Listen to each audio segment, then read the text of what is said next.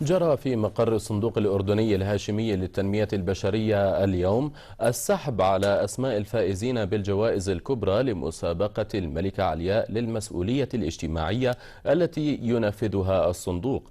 واختارت اللجنة العليا للمسابقة السلامة المرورية للمشاة والسائقين والركاب تحت شعار مشوار حياتك أهم، واتخذته موضوعا للمسابقة لهذا العام. 647 ألف متسابق ومتسابقة شاركوا في مسابقة الملكة علياء للمسؤولية الاجتماعية التي اختارت موضوع السلامة المرورية لهذا العام تحت شعار مشوار حياتك أهم، حيث تم السحب على أسماء الفائزين منهم بالجوائز الرئيسية خلال هذا الحفل. هذه المسابقة كل عام تختار موضوع.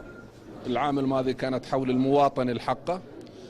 هذا العام ارتئينا في اللجنة العليا أنها تكون حول الحوادث المرورية، لقناعتنا المطلقة بأن هذه الحوادث أصبحت تشكل ظاهرة خطيرة وتخطف عدد كبير من أرواح أبنائنا الأعزاء. لذلك ركزنا هذا العام كيف نبني ما يسمى بالثقافة المرورية الإيجابية لدى الناشئة خاصة في المدارس. وسيتم توزيع ريع المسابقة لتقديم الدعم النقدي لمدرسة لتعليم وتأهيل الصم ومركز للتربية الخاصة، ودعم برامج الوحدات العلاجية المتنقلة لحالات الشلل الدماغي والطلبة ذوي الإعاقة في المدارس الحكومية. تحمل هذه المسابقة أهداف تعليمية من خلالها الإجابة على بعض، تشجيع الطلبة على إجابة بعض هذه الأسئلة. ومثلا في هذا العام كانت الفكرة الرئيسية على المسابقة هي تحت عنوان مشوار حياتك أهم، حيث يتعلم الطالب مثلا عن الشوارع المخصصة لسير المركبات وآلية قطع الشوارع، ونعلمه بقواعد السير واحترام الأنظمة والقوانين.